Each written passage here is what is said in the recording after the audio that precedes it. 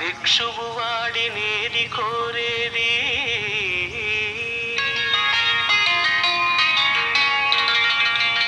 పూడిదిడిచేవాడినేది అడిగేది.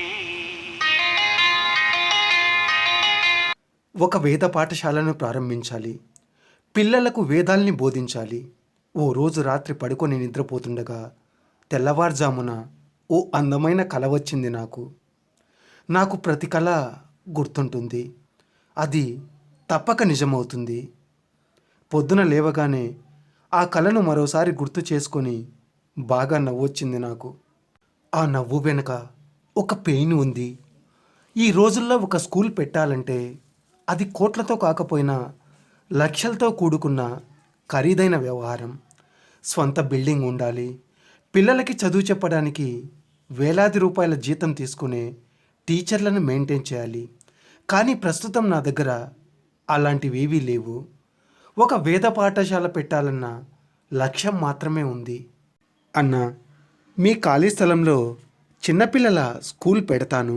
నెలకి ఎంతో కొంత బాడుగ ఇస్తాను మీకు. మా ఇంటి ఎదురుగా ఉన్న సిమెంట్ బ్రిక్స్ సుబ్బారెడ్డి అన్న కనిపించగానే ఎంతో ఉత్సాహంగా అడిగాను. ఆయన నవ్వి, నాకు ఏ బాడుగా అక్కర్లేదు, కానీ నా ఖాళీ స్థలంలో ఉన్న చెత్తా చెదారాన్ని క్లీన్ చేసుకునే బాధ్యత మాత్రం నీదే. సుబ్బారెడ్డి అన్న వరం ఇచ్చాడు. అతనిలో నేను మొదటిసారి నా శివుణ్ణి చూశాను. 3 రోజుల పాటు తదేక దీక్షతో, 4 చిన్నపిల్లల సహకారంతో ఆ ఖాళీ స్థలంలో ఉన్న కంకరను ఇదిగో ఇక్కడికిలా చేర్చాను. అందుకు నాకు సుమారు 3,000 రూపాయలకు పైగా ఖర్చయ్యాయి. మరో 2,000 రూపాయలు ఖర్చు పెట్టి ఆ ఖాళీ స్థలాన్ని ఇలా చక్కగా తయారు చేశాను. ఆ స్కూల్ బోర్డు కూడా నేనే రాశాను. వేదం అంటే ఏమిటి బ్రో? నేను స్కూల్ బోర్డు రాస్తుంటే ఆ దారిన బైక్ మీద వెళ్తున్న ఒక యువకుడు బైక్ ఆపి అవహేళనగా ప్రశ్నించాడు నన్ను. వేదం అంటే జీవన విధానం, ఇంకా చెప్పాలంటే మన సనాతన ధర్మం. నవ్వుతూ ఆన్సర్ చేశాను నేను. అర్థం కాలేదన్నా అని మళ్ళీ బైక్ స్టార్ట్ చేసుకొని వెళ్ళిపోయాడు ఆ యువకుడు. అతని కోసం నేను నా మొదటి స్టూడెంట్తో ఒక చిన్న వీడియో చేయదలిచాను. గురు బ్రహ్మ గురు విష్ణు గురుదేవ మహేశ్వర గురు సాక్షాత్ పరబ్రహ్మ తస్మై శ్రీ గురవే నమః.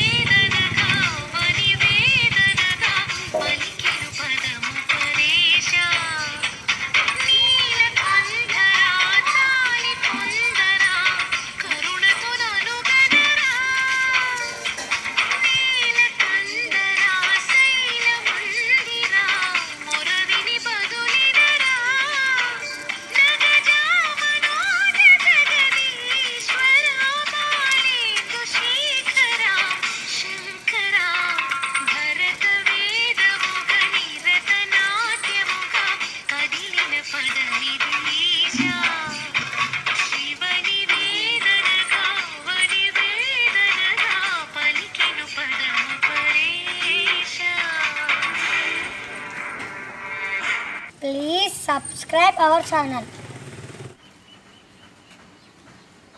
ఈ వీడియో కనుక మీకు నచ్చినట్లయితే లైక్ చేయండి. మరిన్ని వీడియోల కోసం మా ఛానల్ని ఇప్పుడే సబ్స్క్రైబ్ చేసుకోండి. అలాగే నోటిఫికేషన్ల కోసం బెల్ సింబల్ పైన క్లిక్ చేయండి.